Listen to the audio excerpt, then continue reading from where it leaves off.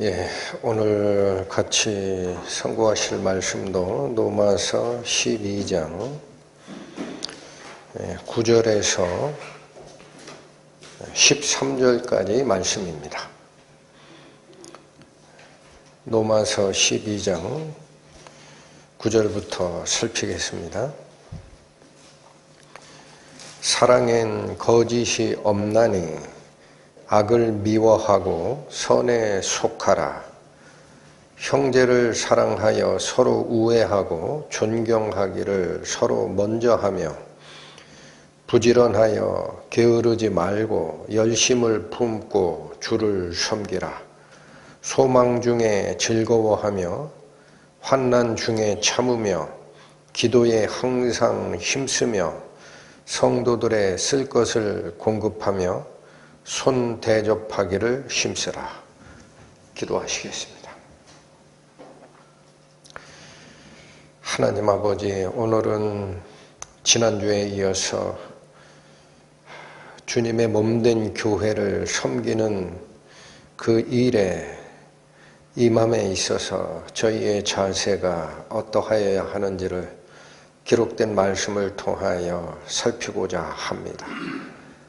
부디 선포되는 말씀 속에서 저희가 어떤 것을 바꾸어 나가고 또 어떤 것을 가장 귀하게 여겨야 하는지를 깨닫는 시간 되게 인도하여 주시고 그 깨닫는 대로 저희의 마음과 저희의 행보가 따라가는 은혜 있기 원하오니 저희 손을 잡아 인도하여 주옵소서.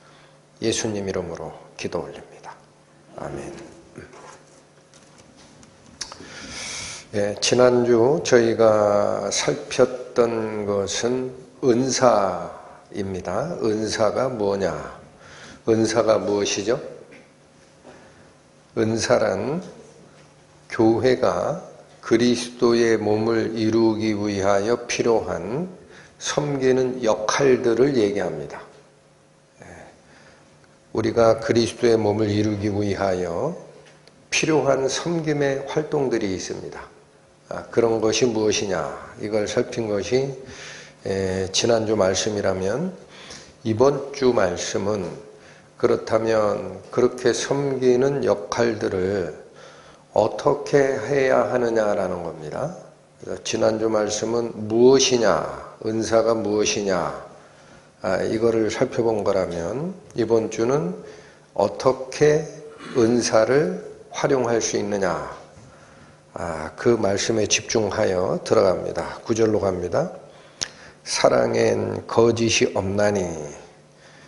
자, 이게 처음 시작하는 말씀에 사랑과 거짓이 없음, 이 두 가지를 언급을 하셨습니다.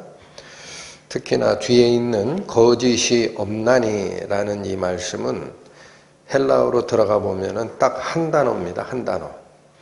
그래서 그 뜻이 뭐냐면 위선적인이라는 뜻을 나타내는 휘포크리토스라는 단어에 앞에다가 부정어 아를 붙였습니다.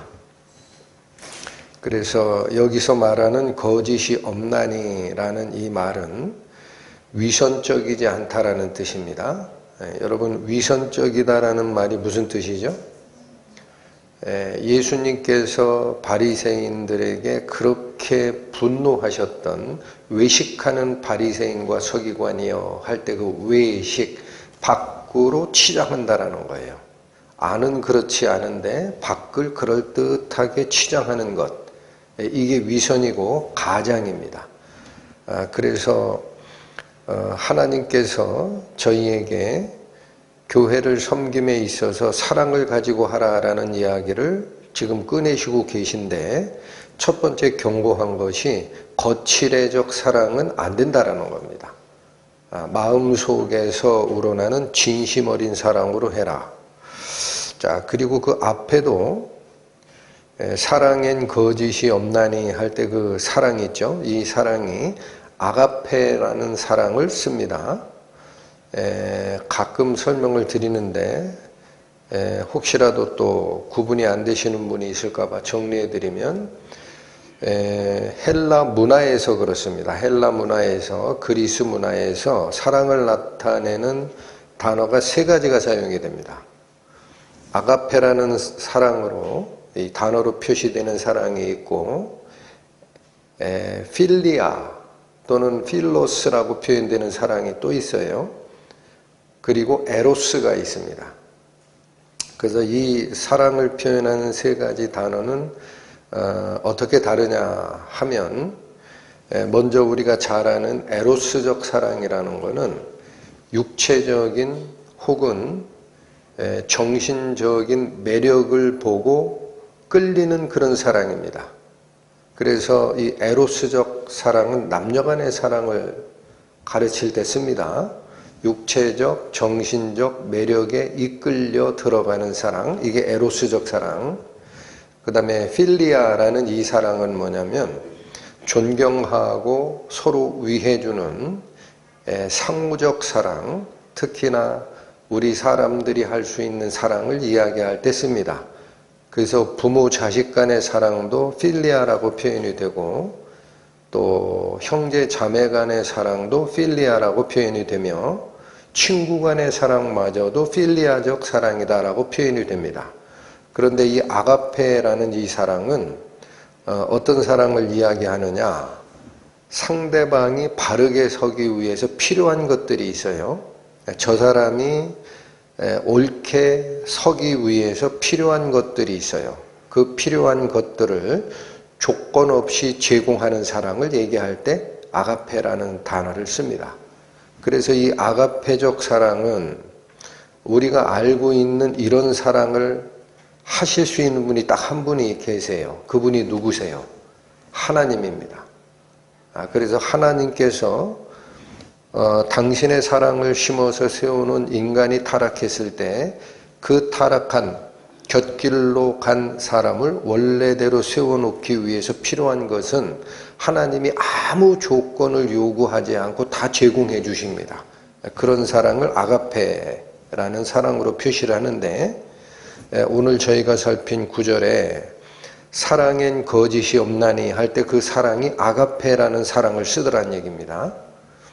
그래서 이게 그 단어를 쓰고 있다라는 뜻은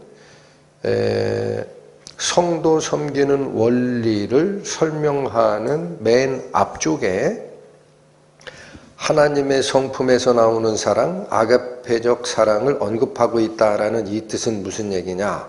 바로 그 아가페적 사랑, 하나님의 성품에 기반한 사랑이 전제되지 않고는 바른 성도 섬김이 불가능하다라는 얘기입니다. 성도를 바르게 섬기는 것 자체가 불가능하다. 그러면 우리가 이게 질문을 한번 해야 되죠. 성도를 섬기는 과정에 바로 그 하나님의 성품을 나타내는 아가페적 사랑이 필요하다 그러면 부족한 우리가 어떻게 그걸 할 수 있습니까? 우리는 그런 사랑이 이 속에서 우러나는 존재들이 아니잖아요. 이거 어떻게 하자라는 이야기냐. 그래서 여러분 베드로전서 한번 갑니다. 신약 378페이지 펴보십니다. 베드로전서 1장 22절 보시죠. 베드로전서 1장 22절 너희가 진리를 순종함으로 너희 영혼을 깨끗하게 하여. 이게 무슨 소리예요? 하나님 말씀에 나의 모든 것을 맡기는 순종으로 우리 영혼이 깨끗해졌다라는 겁니다. 이게 구원받은 크리스찬의 상태를 나타내는 거예요. 그렇게 하여 거짓이 없이 형제를 사랑하기에 이르렀다라고 합니다. 여기서 사용하는 거짓이 없이라는 이 단어도 오늘 본문에 나오는 바로 그거 휘포크리토스가 아닌 위선적이지 않은 이라는 단어입니다. 그러니까 형제를 위선적이지 않게 사랑할 수 있는 것은 근원이 뭐라는 거예요? 진리를 순종함으로 우리 영혼이 깨끗게 됐을 때라야 가능하다라는 겁니다. 사람이 가지고 있는 성품 가지고는 성도 섬김에 임할 수 없다라는 거죠. 다시 있습니다. 너희가 진리를 순종함으로 너희 영혼을 깨끗하게 하여 위선적이지 않게 형제를 사랑하기에 이르렀으니, 자, 이게 바뀐 모습이다라는 거예요. 바뀌었으니 마음으로 뜨겁게 피차 사랑하자. 자, 그래서 오늘 본문으로 다시 돌아오시면 로마서 12장 9절에서 성도 섬기는 방법에 대한 말씀을 주실 때 바로 이 하나님께서 우리에게 베풀어 주신 아가페적 사랑, 그것도 겉으로 드러나는 거칠애적으로 나 하나님의 사랑을 이행하고 있어, 그런 얘기를 하면 안 되고 진심 어린 그 사랑으로 섬김의 자세에 가야 된다라는 말씀을 하시는데, 9절 다시 읽어보십니다. 사랑엔 거짓이 없나니 악을 미워하고 선에 속하라. 여러분, 이 사랑에 위선적이지 아니한 하나님의 성품을 우리가 이해할 때 쓰는 그 사랑을 얘기하는데, 후반절은 굉장히 특이합니다. 어떻게 하라고 그래요? 악을 미워하고 선에 속하라 라는 명령문이 따른다라는 겁니다. 앞에는 현상을 설명하는 거고 뒤는 명령입니다. 그런데 여기 우리 성경에서는 그냥 악을 미워하고 선에 속하라 이렇게만 돼 있어서 느낌이 잘 안 오는데, 여기 미워하고라고 하는 그 단어가 있습니다. 미워하고. 이 미워하고라고 하는 이 단어는 원래적 뜻을 정확하게 살피면은 격렬하게 증오하다라는 단어입니다. 그러니까 우리가 악을 대충 나는 악이 싫어 이렇게 하라는 얘기를 넘죠. 어떻게 하라는 얘기예요? 그런 모습을 보면은 격렬하게 증오하라라는 뜻이다. 그 다음 선에 속하라라고 할 때 여기 속하라라고 번역된 이 단어도 원래 뜻은 빈틈없이 접착되다라는 단어입니다. 그래서 여기 이 단어가 발음 나는 대로 읽어드리면 콜라우라는 단어입니다. 콜라우. 근데 여기서 무슨 단어가 나오느냐? 영어 글루가 나와요. 글루. 글루가 뭐예요? 접착제예요. 네? 그 우리 글루건 아시죠? 네, 그 다음에 영어 단어에서는 모든 접착제를 글루라고 합니다. 그래서 우리가 알고 있는 순간 접착제 같은 이거 슈퍼글루라고 그래요. 그래서 무슨 뜻이냐면 악을 보면 격렬하게 증오하고 선을 보면 선과 내가 공간이 없이 빈틈없이 거기에 딱 접착되도록 하라라는 뜻입니다. 그러니까 느낌이 굉장히 강하죠. 자, 그러면 이 구절이 굉장히 우리에게 주는 가르침이 지금 중요하고 정밀한데, 몸된 교회를 섬기는 섬김을 또 섬김의 자세를 설명하는 과정 맨 앞에 바로 이 거짓 없는 하나님의 사랑과 또 악을 격렬하게 증오하고 선과는 빈틈없이 접착되라라는 이 말씀을 이야기한 의미를 우리가 알고 있는 개념으로 얘기하면은요, 교회를 세우는 과정에 섬김의 일, 그 속에는 거짓과 위선은 발도 못 붙이게 하라는 얘기입니다. 발도 못 붙이게 하라. 대충 그냥 그건 사랑이니까 우리가 그냥 용납해, 이 말이 안 통한다라는 겁니다.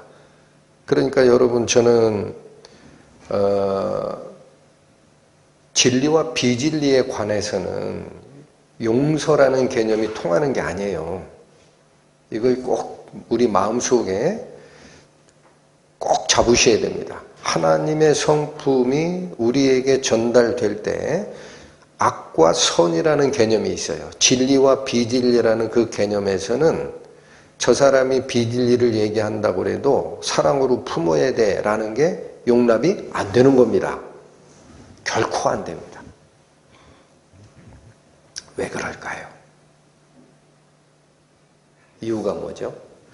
지금 이 성김, 은사, 그리스도의 몸된 교회를 세워가는 이 은사, 성김은 하나님의 조직을 만들어가는 거지 세상 조직을 만드는 게 아니거든요. 세상 조직을 만들 때는 저쪽 사람이 나하고 성격 달라, 그 사람은 저쪽 사람하고 또 성격이 달라, 각자 개성이 많고 서로 다르기 때문에 그거를 용납하지 않을 때는 한 조직이 될 수가 없어요. 그러니까 우리 부족한 자이니까 서로 다 용납하고 하나로 뭉치자라는 이야기가 가능합니다. 그러나 지금 이 성김은 뭐를 세우는 거다? 그리스도의 몸이라는 하나님의 조직을 세우는 겁니다. 그 조직이 세상적인 속성이 스며들어온다면 그건 이미 하나님의 조직이 아닙니다. 그래서 하나님의 성품 아가페를 시작으로 악을 격렬하게 증오하고 선하다라는 것이 선포가 될 때는 너하고 그 선하고 하나의 빈틈도 없이 딱 접착되도록 하라. 이 용어를 쓰고 있다는 얘기예요. 그래서 여러분 지금 하나님께서 성도 섬김 또 그리스도의 몸을 이루는 이 과정에 왜 거짓을 미워하고 선에 속하라라는 이야기를 강조하느냐면 이게 몸을 이루는데 굉장히 중요하기 때문에. 그래서 병행 구절이라고 합니다. 데살로니가 전서 5장 같이 가보십니다. 데살로니가 전서 5장 신약 333페이지입니다. 가보시면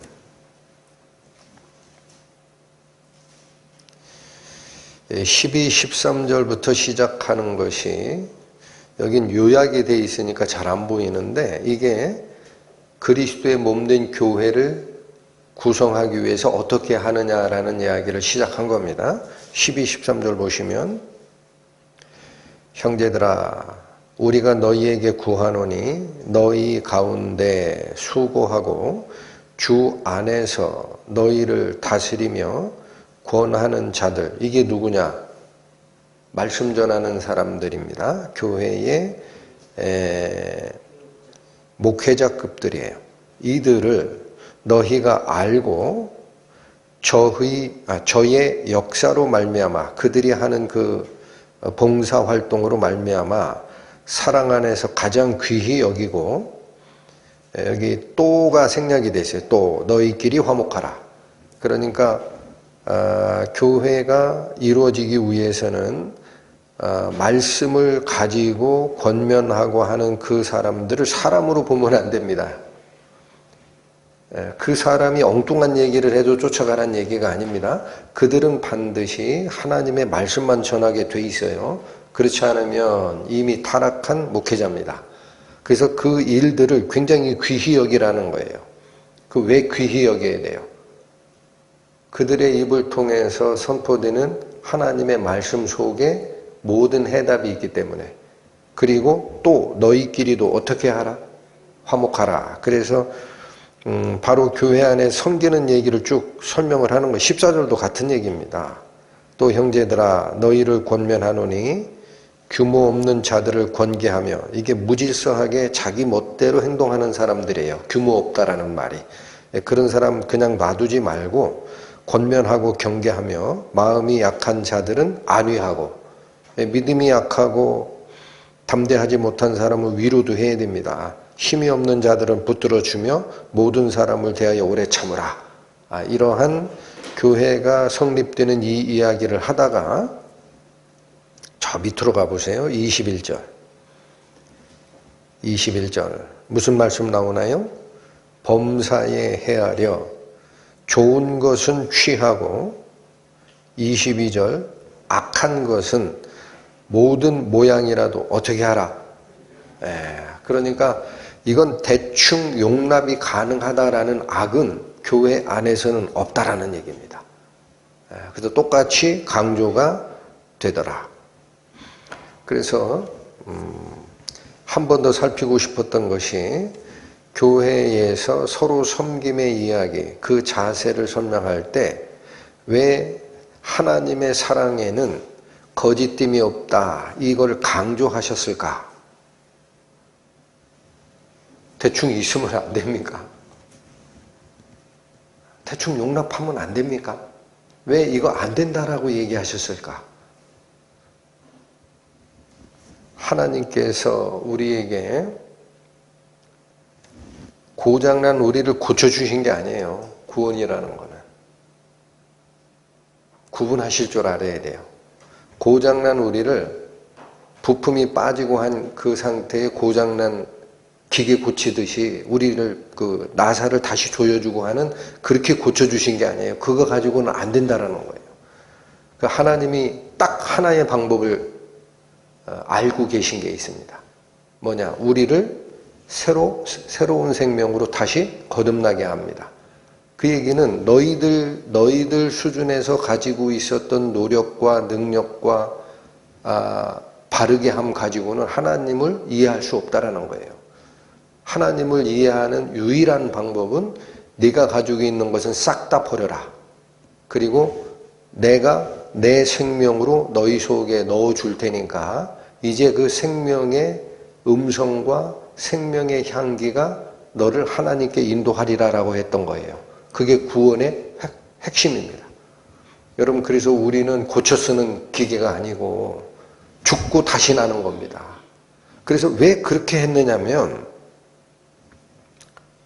그래야 하나님을 이해하기 때문에, 그리고 바로 그 구원의 과정과 구원받은 성도들이 이끌어가는 그리스도의 몸된 교회에서 없애고자 하고 싶었던 게 딱 하나가 있습니다.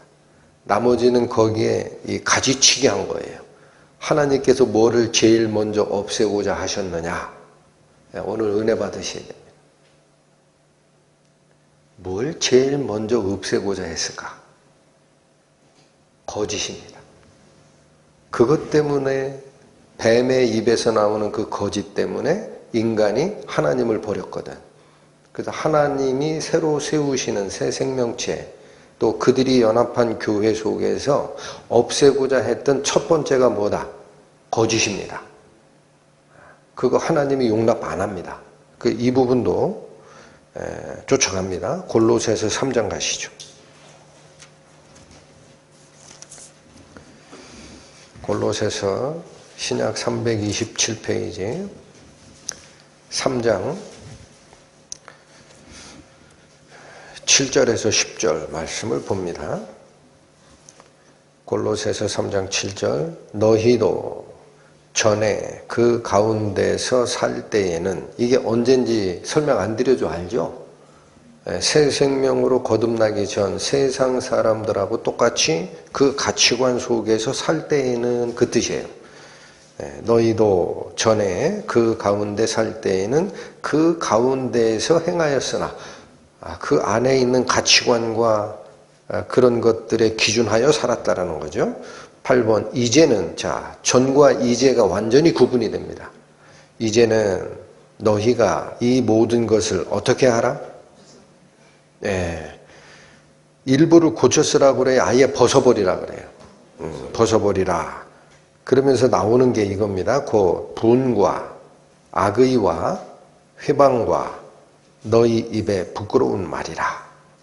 이게 과거 세상 속에서 살아가던 인간들이 자기를 드러내려고 하다가 그게 안 될 때 나온 결과물들이 이거예요.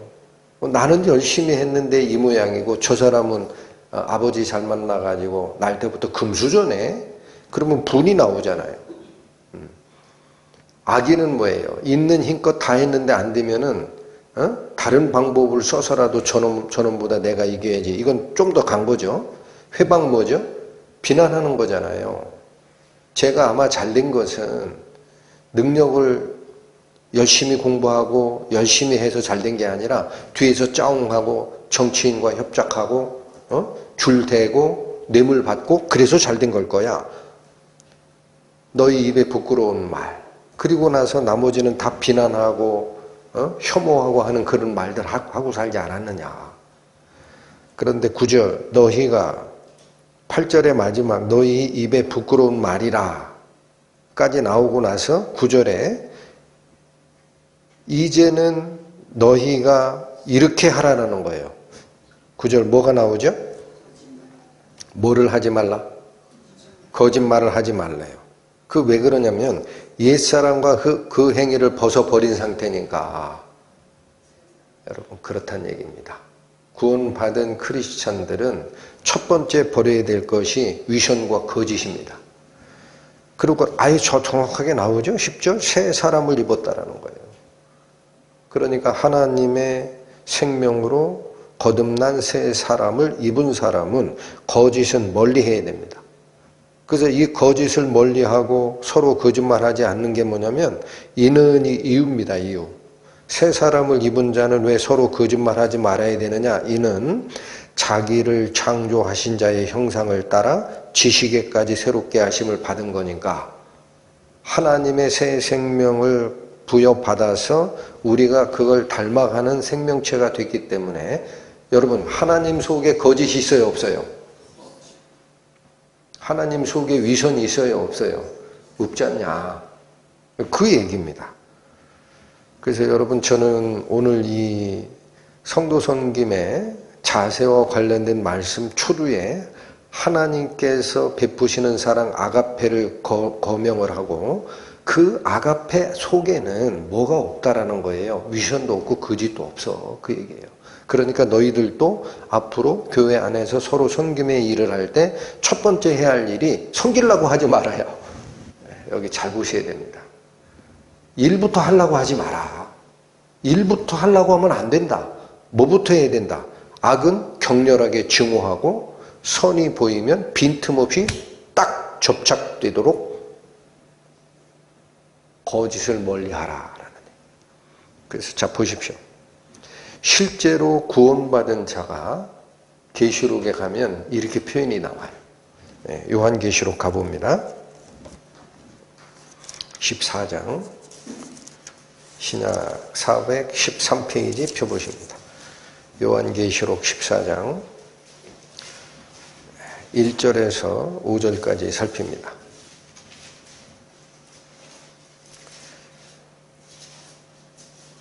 또 내가 보니 보라 어린 양이 시온산에 섰고 여기 시온산은 하늘의 시온이에요. 그와 함께 14만 4천이 섰는데 그 이마에 어린 양의 이름과 그 아버지의 이름을 쓴 것이 있도다. 여기 이름이 써져 있다라는 이 표현은 귀속을 얘기합니다.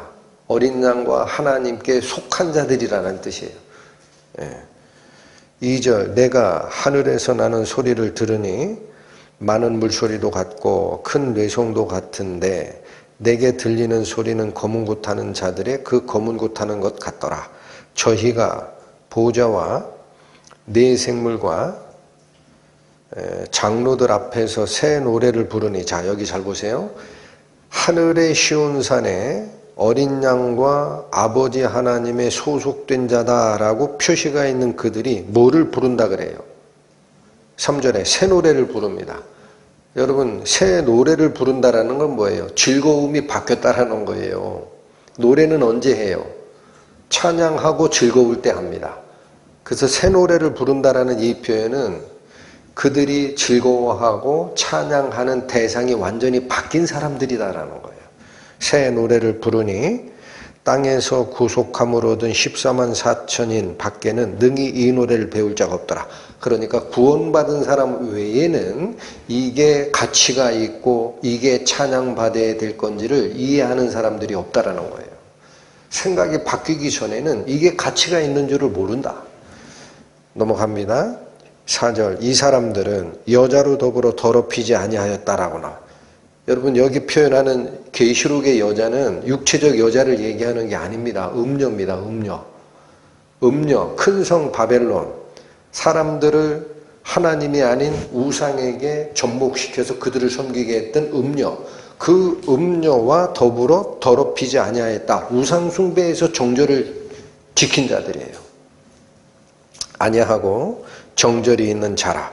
어린 양이 어디로 인도하든지 따라가는 자며. 자, 기준이 뭐 하나밖에 없어요? 예수님밖에 없어요. 따라가는 자며 사람 가운데서 구속을 받아 처음 익은 열매로 하나님과 어린 양에게 속한 자들이니. 자, 1절에서는 이마에 어린 양의 이름과 아버지의 이름이 써진 게 있다 그러는데 4절에 오니까 뭐라 그래요? 구속을 받아 처음 익은 열매이면서 하나님과 어린 양에게 어떻게 된 자들이다? 네, 속한 자들이니. 5절 잘 읽어보셔야 돼요. 그 입에 무엇이 없어요? 거짓이 없어요. 여러분 5절에 이 14만 4천 사람, 4천 명, 이게 상징화된 숫자입니다. 오늘은 그건 깊이 있게 안 다룰 거예요. 그 하나님의 귀속된 어린 양에게 귀속된 이들이 그 입에 거짓말이 없고라고 되어 있죠. 5절에. 그런데 여러분 3절에는 이걸 뭐라고 했던 거예요? 새 노래를 부른다라는 거예요. 그러니까 보십시오. 이거 지금 우리 마음속에 심상하게 생각하셨던 분은 오늘 깊이 있게 생각을 하세요. 구원받으면 거짓과 위선은 격렬하게 증오해야 하는 악이다라는 것을 꼭 keep in mind 하셔야 돼요. 이게 바뀌었다라는 거예요. 그 입에 뭐가 없어요? 거짓말 안 해요. 왜 안 해요? 하나님의 성품이 들어왔기 때문에. 이해가 되십니까? 그러면 이 하나님께서 당신의 새 생명을 주어서 아들 삼아 주신 성도들에게 요구하는 건 뭐냐면, 내가 나를 떠날 때, 과거 아담 시절에 너희들이 나를 떠날 때 원인이 뭔 줄 아냐? 뱀의 거짓이었다라는 거예요.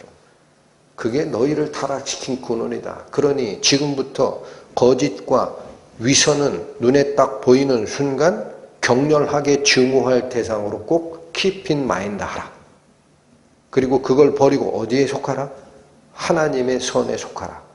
그래서 마지막에 지옥 가는 사람들의 명단에 누가 들어가 있느냐? 거짓말하는 자가 들어가요. 여러분 계시록 21장 가십니다.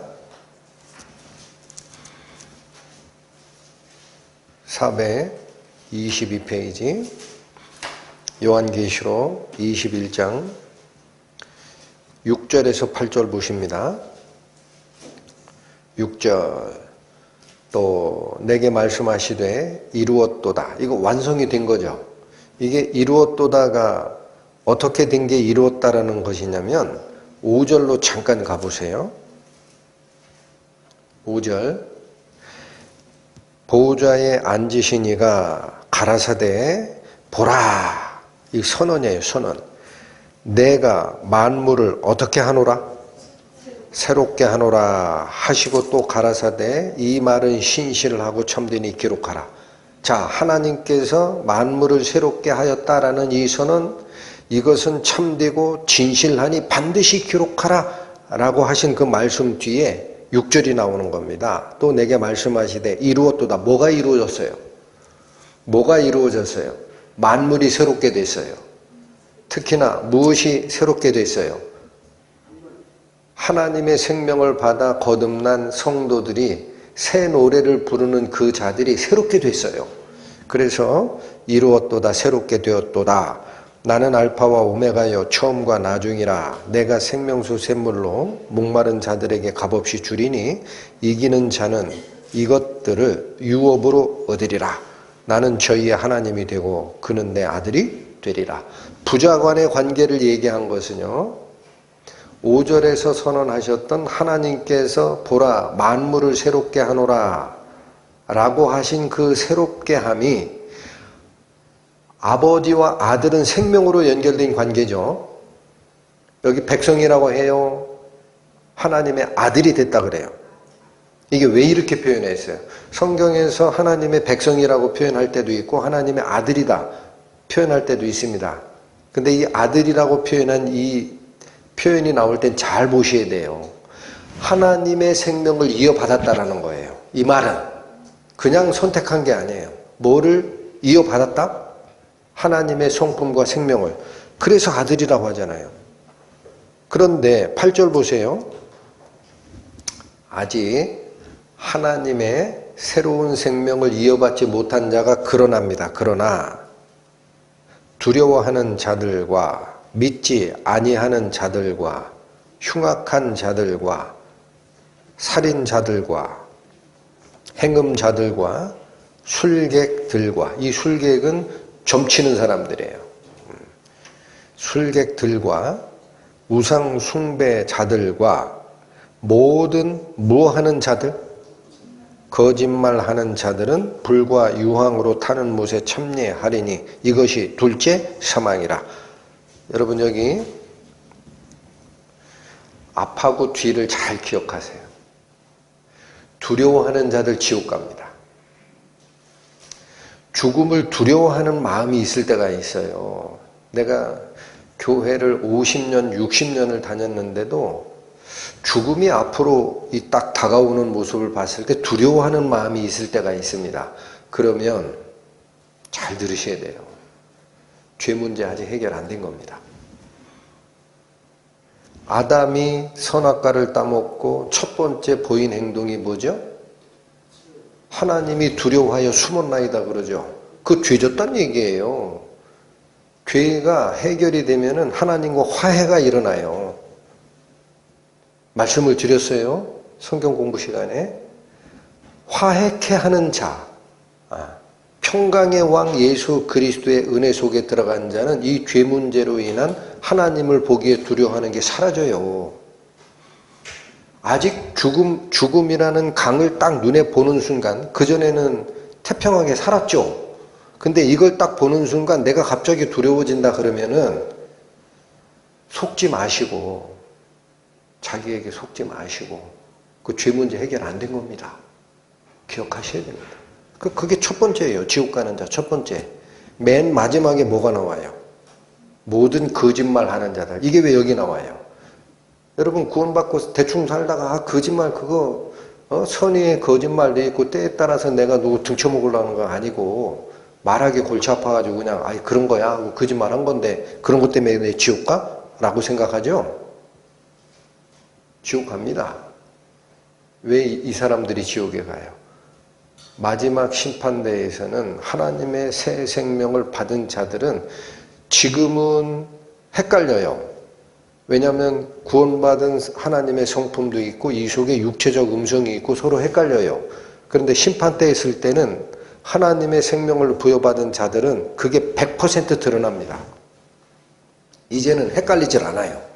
그래서 아직도 거짓말하는 속성에 대해서 버리지 못한 자는 구원받지 않은 사람이에요. 여러분, 이 말씀을 가슴 깊게 받으셔야 됩니다. 가슴 깊이 받으셔야 돼요. 그래서 아까 얘기한 게 그거잖아요.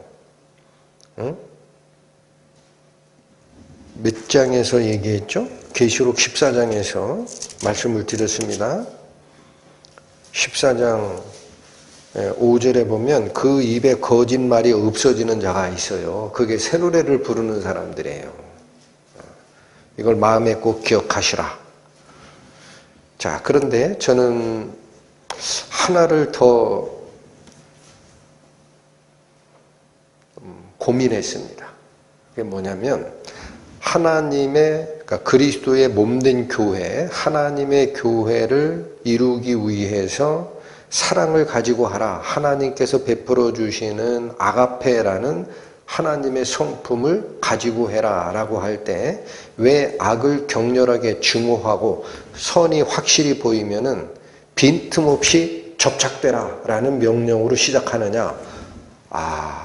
거짓이라는 것이 인간이 하나님을 버리게 되는 단초였기 때문에 그렇구나 라는 거예요. 근데 이게 심각하게 느껴지지 않거든. 사람들은. 왜? 아직 이 속에 뭐가 있어요?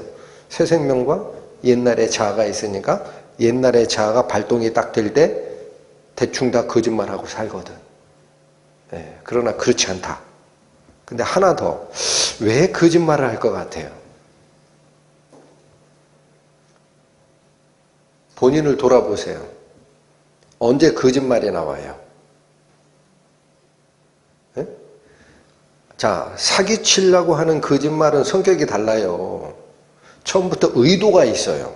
저놈에게 진실이 아닌 다른 거짓된 말을 해서 걔를 후려가지고 재물이나 어떤 거를 내가 이익이 되도록 취하리라 라고 모의한 거짓말이 있어요.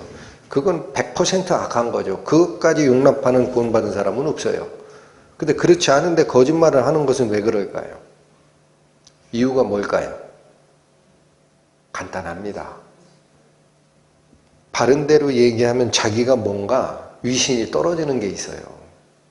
그러니까 어떻게 자동적으로 자기 방어 기제라고 합니다. 나는 그런 사람이라는 말을 듣고 싶지 않아. 나는 내 자신이 그렇게 형편없는 사람이다라는 얘기를 내 입으로 뱉고 싶지 않아. 할 때 자동적으로 뭐예요? 아니야 라고 합니다. 이게 어디서 나오는 마음이냐? 자기의 잘못됨을 고백하지를 않고 나는 아직 괜찮아 라는 이 자기 자랑에서 나와요. 그래서 여러분, 구원받은 사람들이 서로 섬기는 교회에서 특히나 하나님이 그 속에 계신 함께 하시는 교제 속에서 성경에서 두 번째 반드시 하지 말아라고 하는 게 있습니다. 자랑입니다. 그거 가지고는 교제에 못 들어온다라는 거예요. 여러분 고린도전서 5장 갑니다. 여기 보십시오. 고린도전서 5장 가십니다. 신약 268페이지 6절, 7절 말씀 봅니다. 고린도전서 5장 6절 너희의 자랑하는 것이 옳지 아니하도다. 그 다음에 이런 말씀을 주십니다. 적은 누룩이 온 덩어리에 퍼지는 것을 알지 못하느냐? 이 말씀은 모르시는 분 없죠? 곰팡이균 하나가 모든 것을 다 부패시키듯이 또 밀가루에 누룩 하나를 딱 넣으면 밤새 자고 일어나 봤더니 그 밀가루 온 덩어리가 부풀어 나듯이 작은 하나의 요소가 전체를 그 영향력으로 물들인다라는 게 이 누룩의 비유입니다. 근데 여기 뭐라고 하느냐면 너희의 자랑하는 것이 왜 옳지 않은 줄 알아?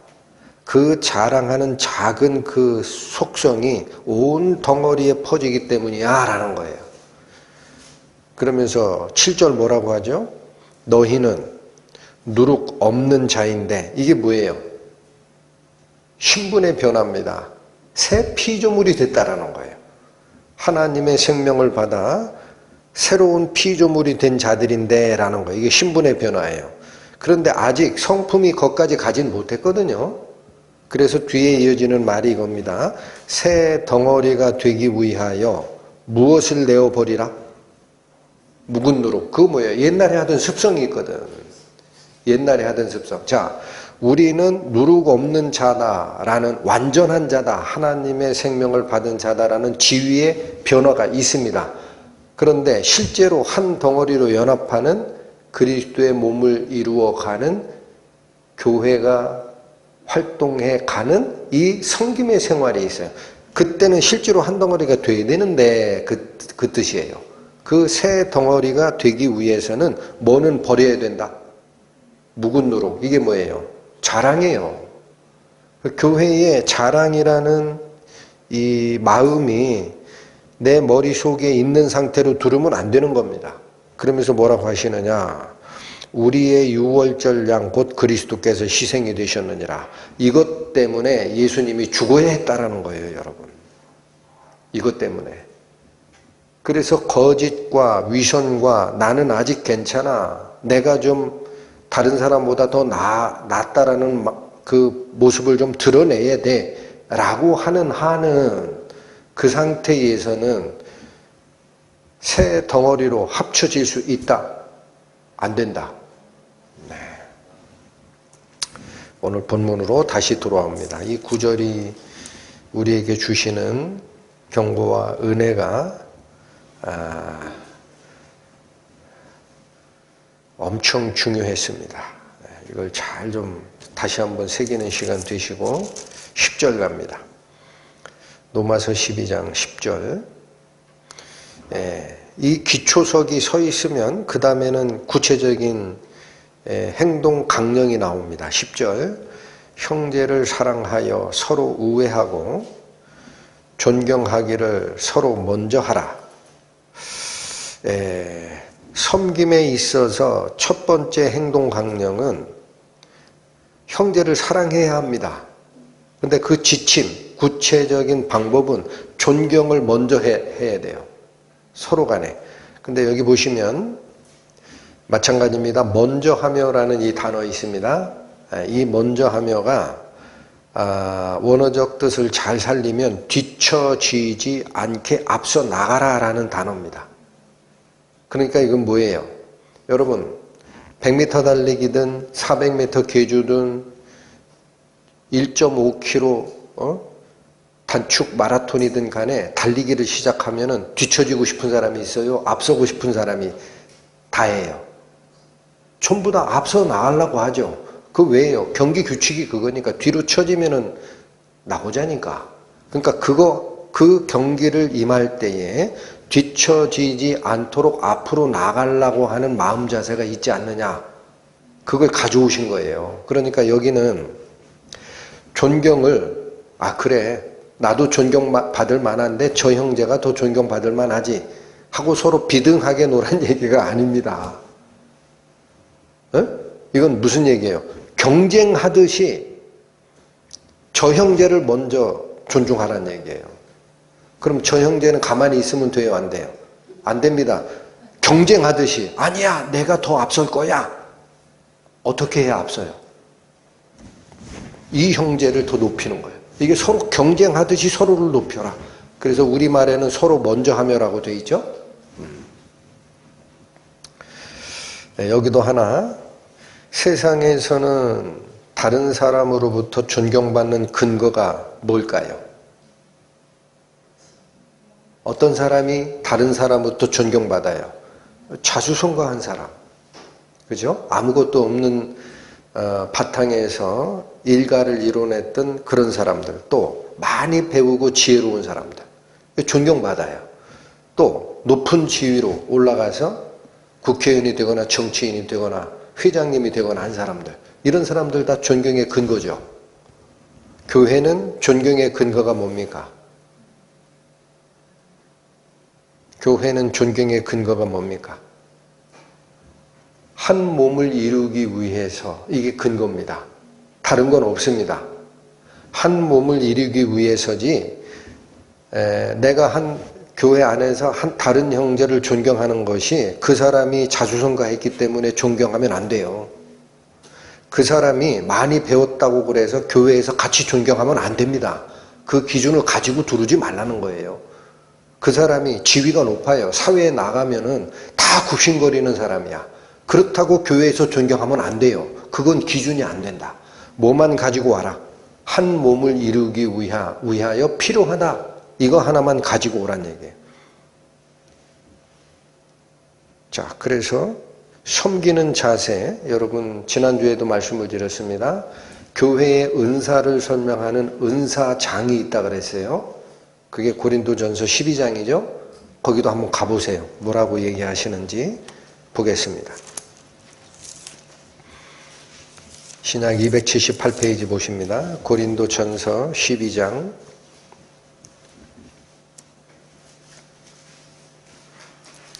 21절 보십니다.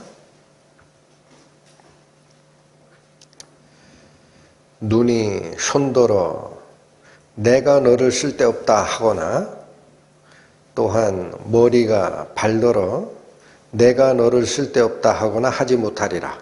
여러분 21절 간단하지만 이게 누가 가지고 내가 높고 너는 불필요한 자야 라고 얘기하는 기준입니까? 세상 사람들이 그래요. 세상 사람들이. 네?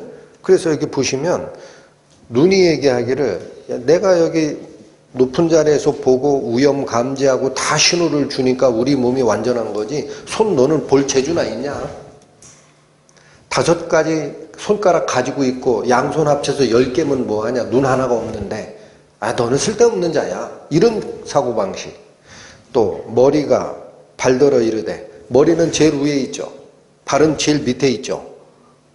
머리가 발더러 너야 쓸데없어. 너 같은 거 10개 있어봐야 나 하나 안 돼. 라고 하는 이 생각이 누가 가지고 있는 생각들이에요? 그게 세상의 가치관들이에요. 그렇게 하지 못하리라. 22절에서 25절 보십시오. 이뿐 아니라, 자, 이거는 21절은 자기를 우월하다 라고 보고 남을 얕보는 것은 교회 안에서 인정이 안 된다라는 원리를 얘기한 거예요. 21절은. 그런데 22에서 25절은 하나가 또 있다라는 거예요. 그렇게 얕보면 안 되는 이유가 하나가 더 있다. 22절 보세요. 이뿐 아니라 몸에 더 약하게 보이는 지체가 도리어 요긴하고,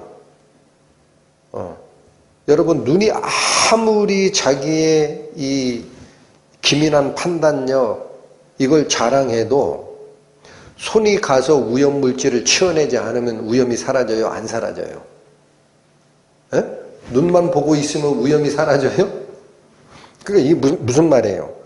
몸에 더 약하게 보이는 지체가 더 요긴합니다. 자, 실제 위험물을 치우고 누구를 도와주고 할 땐 손가락이 움직이지 않으면 아무것도 못하잖아요. 그 얘기를 하시는 거. 몸의 구조. 23. 우리가 몸에 덜 귀히 여기는 그것들을 더욱 귀한 것으로 입혀주며. 예.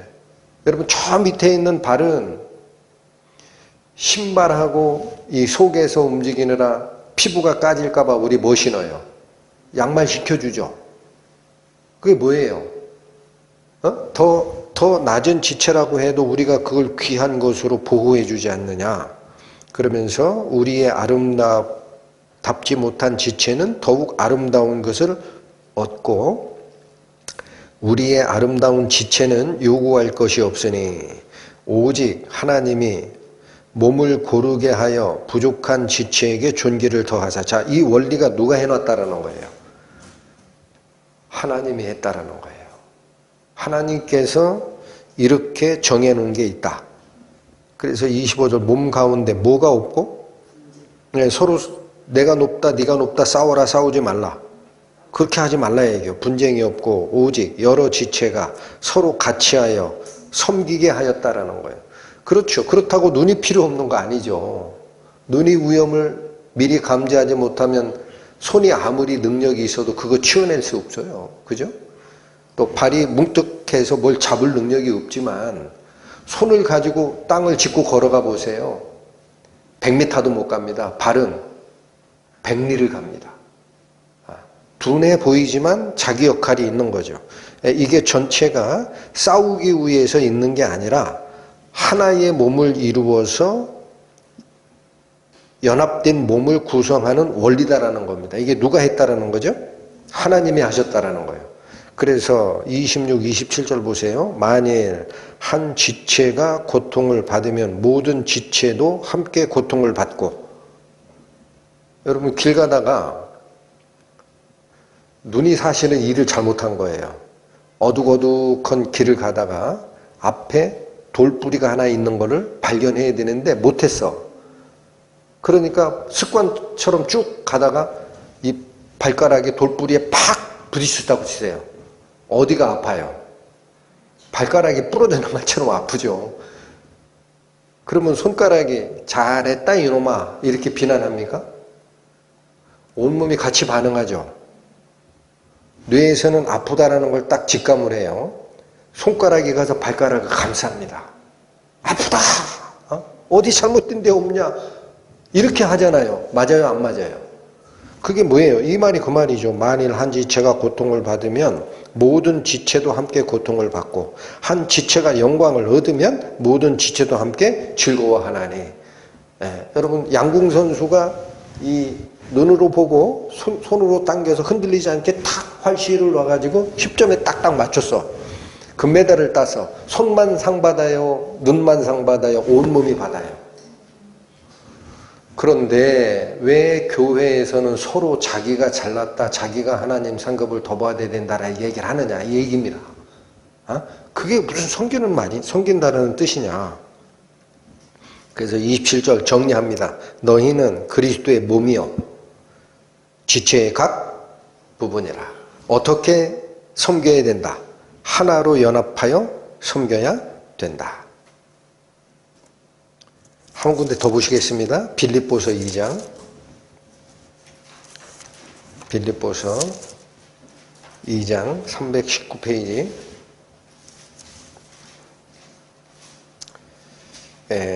마음의 자세가 이렇게 가야 된다. 또 얘기가 나옵니다.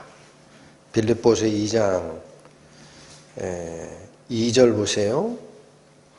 마음을 같이하여 같은 사랑을 가지고 뜻을 합하며 한 마음을 품어. 자, 일단 마음이 하나가 되지 아니하면 한 몸을 이룰 수 없다라는 거예요. 3절 아무 일에든지 다툼이나 허영으로 하지 말라. 여러분 여기 다툼과 허영은 언제 나오는 거죠? 다툼이 뭐예요? 내가 너보다 낫다라고 얘기하다가 다툼이 일어나잖아요. 허영은 뭐죠? 헛된 영광이라는 단어입니다.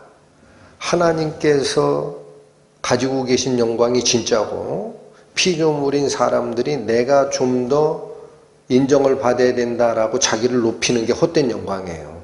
그러니까 다툼과 자기를 높이려고 하는 그런 건 하지 말고 그 뜻입니다. 오직 방법 하나밖에 없다. 겸손한 마음으로 각각 자기보다 남을 어떻게 여기라?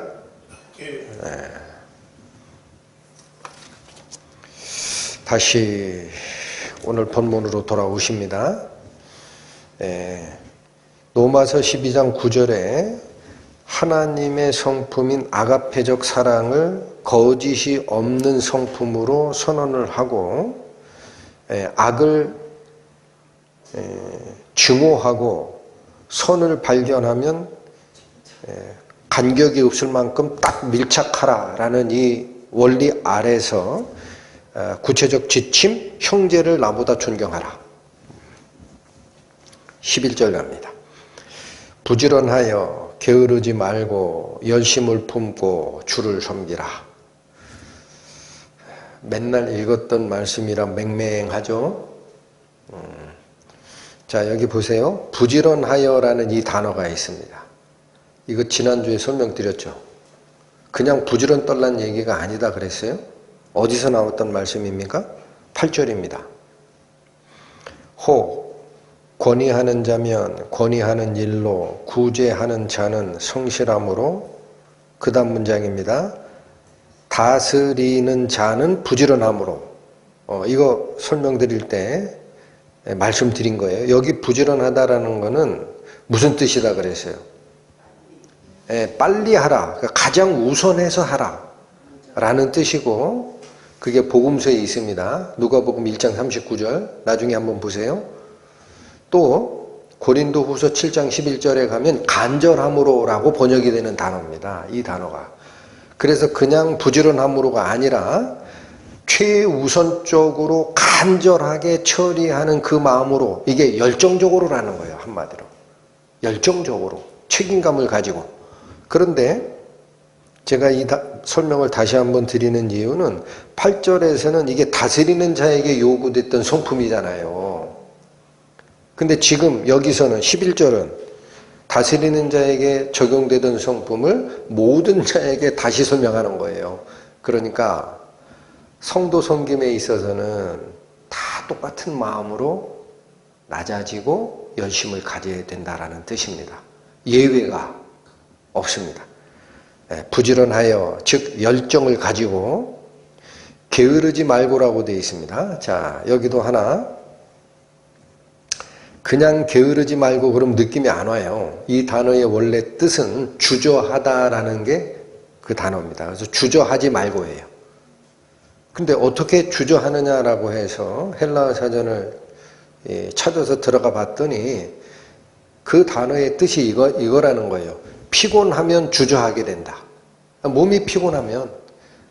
그래서 그렇지 않아도 토요일까지 열심히 일했는데 일요일날 교회를 가고 싶어. 근데 피곤해서 못 가겠어. 녹초가 됐어. 그러면 갈까 말까 주저하죠. 또 마음이 내키지 않아서 평소 같으면 기쁨으로 갔을 텐데 이번에 내가 하던 사업에 큰 문제가 생겨가지고 지금 고민 속에 빠졌어. 이 마음을 가지고 내가 교회를 어떻게 가. 이게 주저하는 거예요. 또 수줍거나 내성적이어서 어떤 사람은 이런 경우도 있어요. 교회 말씀 좋고 하나님께서 나를 인도하는 이 말씀의 그 맛을 알겠다. 근데 나는 내성적이어서 많은 사람들 앞에 나서기가 싫다. 거기 가서 각자 교제를 하다가 이 사람하고 치고 저 사람하고 치고 그러면은 나는 그런 건 못 견뎌. 해가지고 안 나가는 사람이 있어. 저는 헬라어 사전 찾아보다 은혜 받았어요. 이 게으르지 말고가 그겁니다. 몸이 피곤하다고 해서 교회에 나갈까 말까. 마음이 내가 무너졌기 때문에 이번 주는 쉴 거야. 이런 마음도 아니고 내가 내성적이고 가가지고 다른 형제들하고 부딪히다가 그런 건 나는 못 견디는 성격이니까 안 나갈 거야. 그걸 다 버리란 얘기예요. 어떻게 이게 가능하냐? 뒤에 나오는 말씀 11절 부지런하여 게으르지 말고 열심을 품고 주를 섬기라. 여러분 거기 열심을 품고 라고 이렇게 번역된 단어 있죠? 사실은 이게 앞에 부지런하여가 그 뜻이었어요. 열정을 가지고 가장 우선적으로 간절하게 일처리를 할 대상으로 봐라. 여기 열심을 품고라고 했어요. 그래서 이게 왜 똑같은 걸 두 번 하셨나 하고 들어가 봤더니 이게 완전히 다른 단어입니다. 우리말 성경에 열심을 품고라고 번역된 이 단어는 영이 끓어오르는 상태에서라는 거예요. 완전히 다르죠. 푸뉴마티 이게 영이 또 제운테스라는 이 단어가 쓰입니다. 이게 끓어오르다 달아오르다라는 단어예요. 그래서 푸뉴마티 제운테스라는 단어가 뭐냐? 영이 뜨거워진 상태로라는 뜻이에요. 그러니까 여기 보십시오. 앞에 있었던 열정을 가지고 주저하는 마음이 없이 섬김의 일에 들어가려면은 사실은 영이 뜨거워진 상태가 유지가 돼야 됩니다. 영이 뜨거워진 상태는 내가 마음대로 하는 걸까요? 하나님께서 부어주시는 능력으로 할까요? 그렇습니다. 그래서 여기 다시 보세요. 로마서 5장 5절 가세요. 앞에서 배우셨던 거지만 로마서 5장 5절 가시면 우리가 어떻게 하나님의 성령으로 뜨거운 상태가 유지가 되느냐입니다. 5장 5절 소망이 부끄럽게 아니함은 우리에게 주신 무엇으로 말미암아? 성령으로 말미암아 하나님의 사랑이 우리 마음에 부은 바 됨이니. 그러니까 우리 마음이 하나님 말씀이다. 하나님이 이런 마음을 우리에게 요구하신다. 그런 말씀을 딱 듣는 순간 마음이 갑자기 동하고 그래 하나님 뜻이 그렇다면 내가 하나님께 영광 돌릴 수 있는 모든 것을 작은 거지만 하나님께 드리리라 라는 그 마음을 품는 게 왜 가능하냐? 성령이 오셨기 때문에 됩니다. 성령이 오셔서 그 사랑을 우리 마음속에 부어주신 상태가 유지가 되면은요, 하라 마라 할 필요가 없어요. 잔소리가 돼요. 그러니까 우리가 지금 이런 말씀을 같이 상고하는 과정에서도 자기를 돌아보셔야 됩니다. 이런 말씀들이 성경에서 얘기하는 원리가 되고 명령문이 되면은 벌써 진 거예요. 진 겁니다. 이런 말씀이 들어올 때 그래 그리스도를 통해서 그 생명을 죽이심으로 나를 살리신 하나님의 그 사랑이 있지. 거기에 감동이 돼가지고 영이 완전히 뜨거워진 상태로 그래 모든 걸 포기하고도 나는 이 영광의 자리로 가리라. 이게 자꾸 자극이 되고 불씨가 살아나야 되는데 그건 아무 관계가 없어요. 그냥 들어. 그럼 벌써 진 거예요. 영적 전쟁에서 무기 다 내려놓은 겁니다. 무기 어디 있어? 무기? 뭐 들라고 하는데 어디 있어? 이러고 있는 거야. 여러분, 우리의 마음이 성령의 부음받은 그 뜨거움이 사라질 때 하나님이 어떤 말씀을 주시는지 아세요? 괜찮은 것 같죠? 과거에 100도였는데 지금 한 30도 정도로 이 온도가 낮아졌어. 그럼 괜찮은 것 같죠? 이 말씀 한번 보십니다. 요한계시록 3장 가보세요. 요한계시록 3장 15절, 16절 보십니다.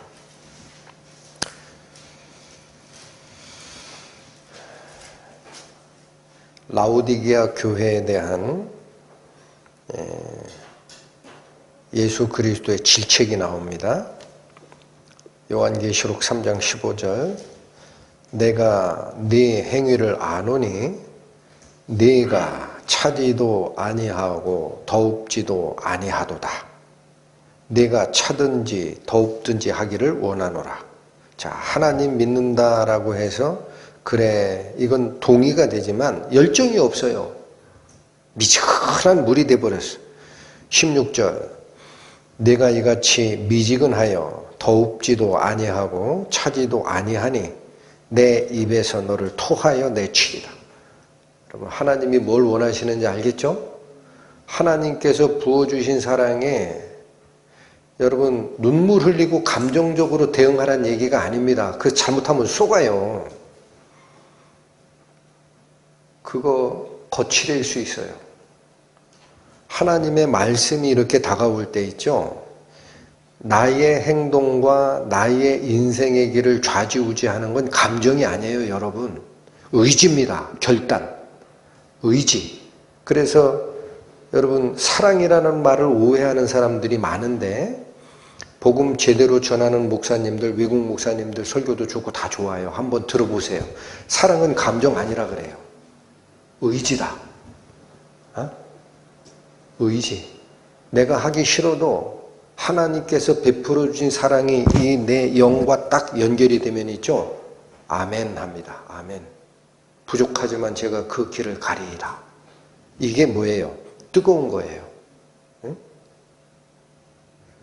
미지근한 물 먹다가 예수님께서 뱉어냈다라는 거예요. 16절이 네가 이같이 미지근하여 더웁지도 아니하고 차지도 아니하니 내 입에서 너를 어떻게 하리라? 이 말씀을 듣는 우리 말씀사랑교회 성도 여러분, 또 영상으로 듣고 있는 다른 성도 여러분, 이 말씀에 영이 뜨거워진 상태로 주를 섬기라라는 의미가 뭔지를 확실하게 가슴으로 받는 은혜 있기를 원합니다. 본문으로 들어옵니다. 로마서 12장 11절 말씀이었죠. 한번 읽고 갑니다. 부지런하여 게으르지 말고, 이걸 원어대로 다시 밝혀내시면 무슨 뜻이에요? 열정을 가지고 주저함 없이 임하고, 그 뜻이에요. 열심을 품고 주를 섬기라. 이 말은 어떻게 바꾸면 돼요? 영이 뜨거워진 상태에서 주를 섬겨야 한다. 자, 여기 하나만 더 보시겠습니다. 뒤에 주를 섬기라 그랬어요. 이 말도 이거 주님 섬기는 거예요? 성도 섬기는 거예요? 예수님 없잖아요, 교회에. 식당에서 밥하는 자매님들의 섬김, 또 일주일씩 한 번씩 교회 안을 청소하는 청소당번의 섬김, 기타 자발적으로 섬기는 분도 있고 찬양대로서 섬기는 분도 있고 각양각색의 섬기는 역할들이 있습니다. 그러면 그게 성도를 섬기고 교회를 섬기라 해야지 왜 주를 섬기라고 했을까? 여러분, 그게 주를 섬기는 겁니다. 여기 보십시오. 마태복음 25장 보세요. 신약성경 44페이지입니다. 34절 가보십니다.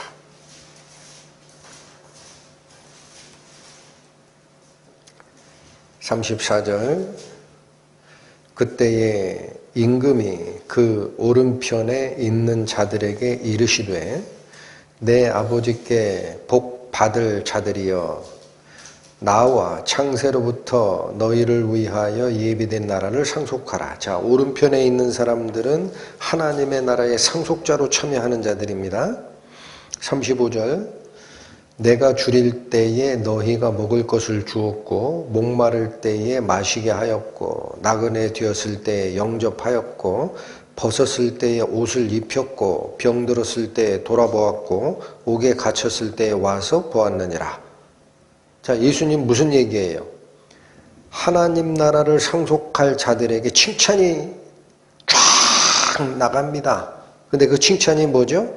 예수님께서 배고플 때에 먹을 거를 줬고 예수님께서 목마를 때에 물을 갖다 마시게 했고 예수님께서 나그네 되었을 때에 영접했고 예수님께서 벗었을 때 옷을 입혔고 예수께서 병들었을 때에 돌아보았고 예수께서 옥에 갇혔을 때에 와서 위문 공연을 하러 왔지 않냐. 이 말씀을 하신 거예요. 그러니까 이 말을 듣고 있던 오른편에 갈 그 자들이 38절 황당한 얘기를 들었으니까 뭐라 그래요? 어느 때에 37절부터죠. 이에 의인들이 대답하여 가로되 주여 우리가 어느 때에 주의 줄이신 것을 보고 공개하였으며, 이거 음식 제공하다라는 단어를 한자로 표현한 거예요. 음식 제공을 공개하다라는 단어로 씁니다. 그러니까 이거죠. 어느 때에 주께서 굶주린 것을 보고 우리가 음식을 제공하였으며 목마르신 것을 보고 마시게 하였나이까. 어느 때에 나그네 되신 것을 보고 영접하였으며 벗으신 것을 보고 옷을 입혔나이까. 어느 때에 병드신 것이나 옥에 갇히신 것을 보고 가서 배웠나이까 하리니. 우리는 그런 적이 없다. 근데 예수님 우리한테 그게 무슨 말씀이십니까?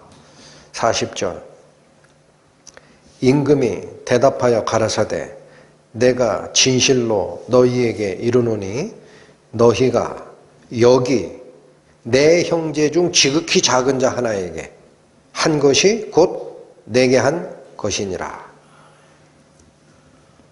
여러분, 지금 교회에서 서로 섬긴다고 하지만 이 교회가 뭐라고 정의가 되어 있었습니까? 그리스도의 몸. 교회가 뭐다? 그리스도의 몸. 그리스도는 교회의 머리 되시고 이 명령을 쫓아서 하나로 연합된 것이 그리스도의 몸된 교회입니다. 그러면 교회 안에서 각양 역할을 가지고 서로 봉사했다라는 이것은 누구를 섬긴 거예요? 그리스도의 몸을 섬긴 거예요. 그리스도의 몸이 헐벗었을 때 입혀준 거고 그리스도께서 배 고팠을 때 갖다 먹인 거고. 교회가 뭔지를 아셔야 됩니다. 그런데 교회에서 내가 좀 낫다고 자랑해야 되고 내 위신이 떨어지는 상황을 보고 거짓말로 자동적으로 아니? 그렇게 얘기하는 버릇 아직 안 고쳐야 됩니까? 에? 그러니까 절대 악을 보고는 혐오하라. 선을 보면 그런 게 있구나 하지 말고 가서 빈틈없이 접착제로 붙듯이 밀착하는 그 선택을 해라. 여기서 출발한 게 성도 섬김 아닙니까? 로마서 12장 12절로 다시 오십니다. 11절 읽고 가겠습니다. 열정을 가지고 주저하지 말고 영이 뜨거워진 상태로 주님을 섬기듯 교회를 섬기라. 12절 소망 중에 즐거워하며 환난 중에 참으며 기도에 항상 힘쓰라. 여기 12절은 서로 섬기는 이 성도의 섬김의 생활을 할 때 환난이 없어요? 있어요? 여기서 대부분 넘어져요. 교회에 들어와서 섬길 때 섬기면서 기쁨만 있는 줄 알죠. 웬걸 찌그럭찌그럭 부딪히고 깨지고 하다가 야 이게 무슨 교회냐. 난 나갈란다. 이게 뭐예요? 환난을 겪는 거예요. 여러분 지금 시대에 교회가 겪는 환난은 외부적으로 오는 핍박보다 안에서 내부적인 영적 전쟁입니다. 그 환난이 있어요. 그런데 여기 12절 잘 보셔야 됩니다. 환난을 먼저 언급하시질 않았어요. 뭐를 먼저 언급하셨죠? 소망 중에 즐거워하는 게 있다라는 거예요. 여러분, 이 소망은 무슨 소망입니까? 무슨 소망입니까? 우리가 삼차원 공간의 생명이 끝나면 죽음의 강을 넘어서 저쪽 편에 있는 영원하신 부활체 예수 그리스도가 영접하실 새로운 생명이 있다는 것을 믿고 가는 것이 소망입니다. 그게 교회의 소망이고 구원받은 자의 소망입니다. 이 세상에서 교회 믿고 하나님 섬겼기 때문에 자녀 잘 되고 사업 잘 되고 부유하게 되고 그런 이야기의 소망이 아닙니다.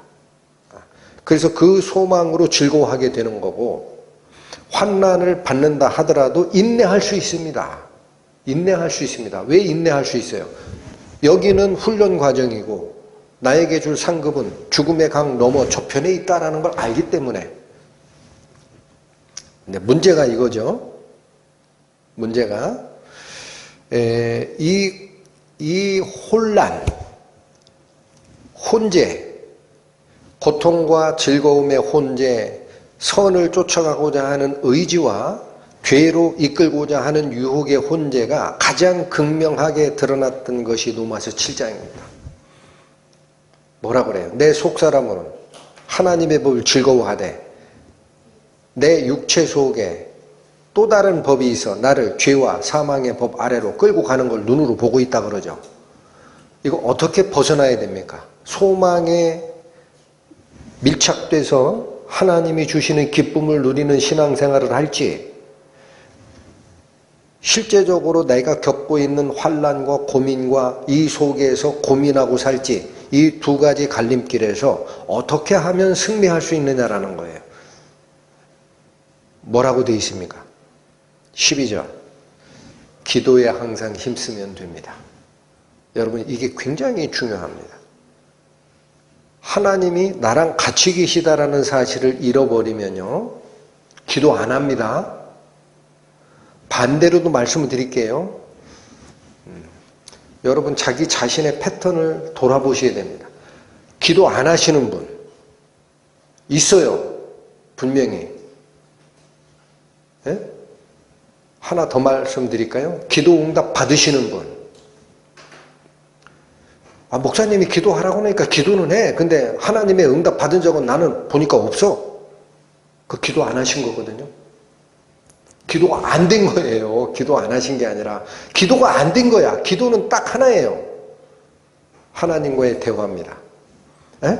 그러니까 내가 혼자서 뭔가를 하고 설교에서 그렇게 얘기하니까 기도하는 생활을 하겠다라고 했는데 하나님의 응답을 받는 서로 교류하는 게 없었으면 그 기도한 게 아니라 독백한 거예요. 독백. 혼자 얘기한 거예요. 혼자.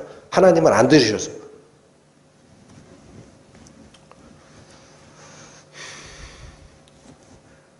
마음을 열고 기도를 해보십시오. 하나님 응답 주십니다. 100% 주십니다. 그래서 그거 하나 발견하면, 에? 성경 100페이지 읽는 게 중요한 게 아니에요. 그거 하나 발견하면 하나님 옆에 계시구나. 아는 겁니다. 그냥 내가 이거를 몰랐지? 그게 곧 소망 중에 즐거움을 다시 발견하는 거예요. 구원받고. 딴 게 어디 있습니까? 그거 놓치고 계시지 않는가 점검하라는 얘기인데 그냥 일상생활을 사셔. 그냥 사업하다 바빠 죽겠고, 응? 엉뚱한데 시간을 쏟아. 그게 무슨 기도 생활이고 하나님께 감사하는 생활이에요. 꼭 기억하십시오. 항상 기뻐하라. 쉬지 말고 기도하라. 범사에 감사하라. 신약 10계명. 내가 분명히 고난이 있고 혼란이 있고 마음이 지옥 같고 하는 그 순간에 여러분 기도 자리에 나가셔야 됩니다. 하나님 부르세요. 응답하십니다. 반드시. 그걸 하나를 경험하고 두 개를 경험하고 세 개를 경험하면 아는 거예요. 그냥. 성경 100페이지를 읽어서 뭐합니까? 하나님이 나랑 같이 계신 걸 아는 게 중요하지. 13절 보십니다. 성도들의 쓸 것을 공급하며 손 대접하기를 힘쓰라. 이건 실제로 마음으로만 그렇게 하는 게 아니라 실천입니다. 실천. 그래서 여기 성도들의 쓸 것을 공급하며라는 이 단어가 있습니다. 공급하며라는 단어도 뜻을 살려서 번역하다가 의미를 잃어버린 단어입니다. 이 단어는 원래 헬라어 개념은 코이노네오라고 읽히는 이 단어인데 원래 뜻은 나누어 주다예요. 그러니까 성도들의 쓸 것을 나누어 주다라는 얘기는 뭐냐? 내 것을 주라는 거예요. 교회에 쌓아놓은 거를 분배하라는 얘기가 아닙니다. 내 것을 내놔서 주라. 그러니까 뭐죠? 마음으로 다른 형제를 나보다 높이고 내가 밑에 들어가서 종으로 섬기는 그 일, 그 마음의 자세와 실제로 그 형제가 궁핍할 때 먹을 것이 없고 입을 것이 없을 때 실제로 내 재물을 가지고 그에게 나누어서 같이 고통을 나누는 것이 실천입니다. 이 단어가 어디서 쓰이느냐? 로마서 15장 갑니다. 로마서 15장 26절 27절 두 구절을 읽겠습니다. 25절부터 읽겠습니다. 25절.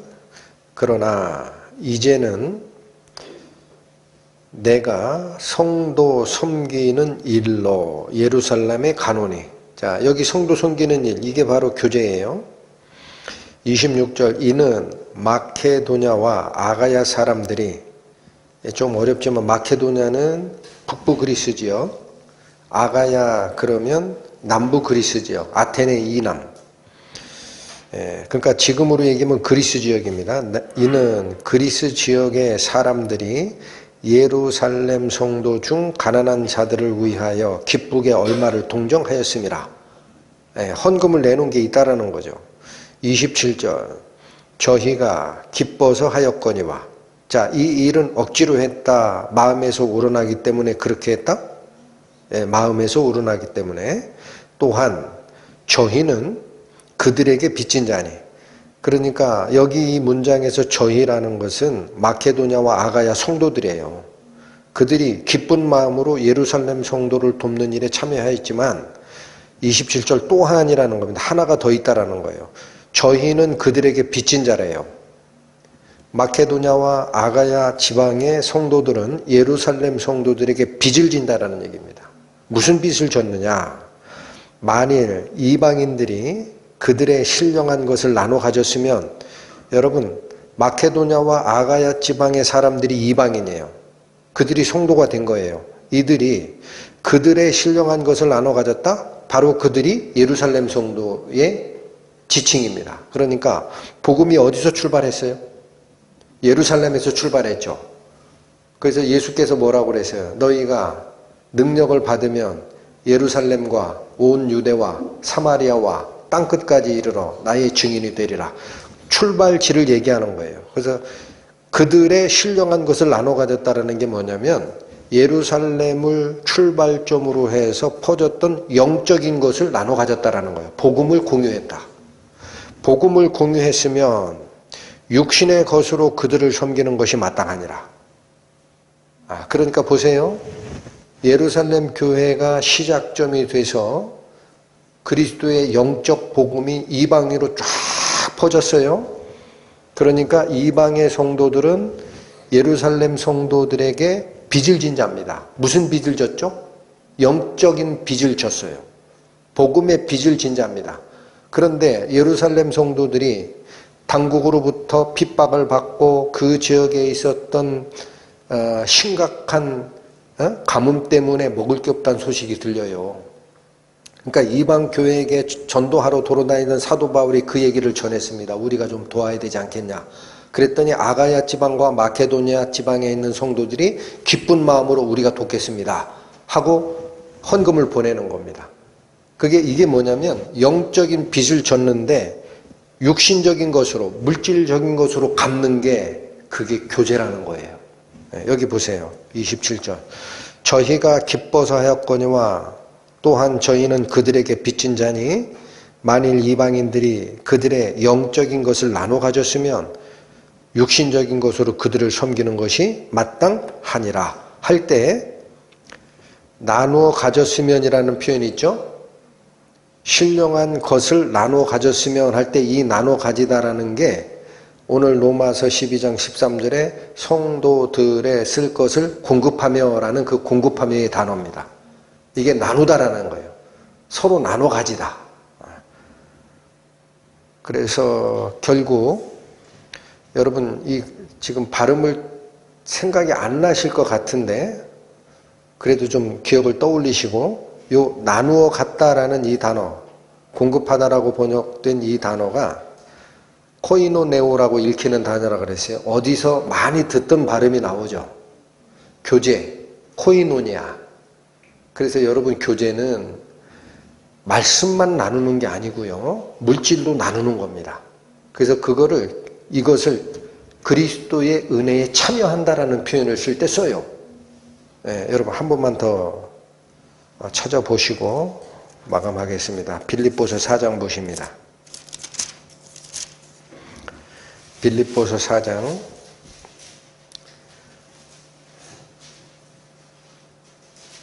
14절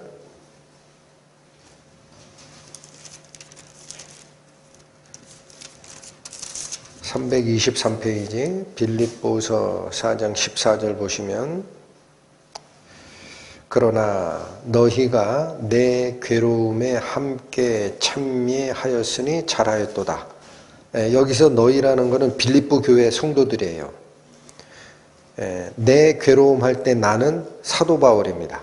그러니까 사도 바울이 전도를 하면서 전 세계를 여행을 하잖아요.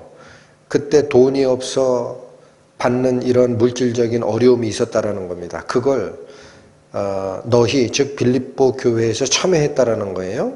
그랬더니 잘하였도다. 15절 빌립보 사람들아 너희도 알거니와 복음의 시초에 내가 마케도냐를 떠날 때 주고받는 내 일에 참여한 교회가 너희 외에는 아무도 없었느니라.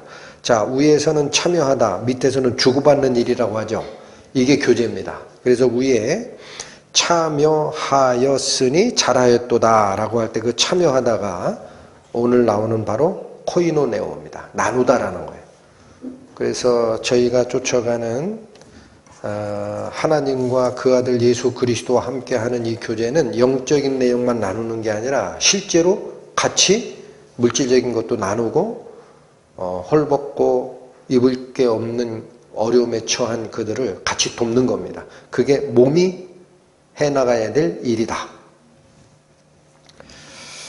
다음번에 설명드릴 것은 성도들이 외부 세상 사람들과는 어떻게 살 거냐라는 지침이 또 나옵니다. 오늘은 교회 내에서 은사를 가지고 섬길 때 어떤 자세로 임할 것이냐라는 지침이었습니다. 은혜를 가슴에 쌓는 시간 되시길 바라면서 기도하시고 마치겠습니다. 하나님 아버지 감사합니다. 그리스도의 몸된 교회를 이루어가는 성도들의 교제가 첫 번째 하나님의 성품이 되시는 아가페적 성품을 그것도 가식이 없이 거짓을 배제하고 기초석으로 삼으라 하신 그 말씀 다시 한번 가슴에 새깁니다. 그 사랑이 밑바탕이 되지 않고는 다른 형제를 나보다 낮게 여기는 것이 가식이 될 수밖에 없고 또 내가 세상에 몸담고 살아가는 데 필요한 개인적인 일보다 성도 섬기는 그 일이 우선되고 절실해지는 열정을 가질 수 없음을 오늘 다시 한번 확인하였습니다. 부디 저희들이 성령께서 주시는 그 뜨거움 잊지 않고 저희들 영마저 뜨거움을 간직한 채 하나님께 열심내는 섬김의 삶 살아갈 수 있도록 저희 손을 잡아 인도하여 주옵소서.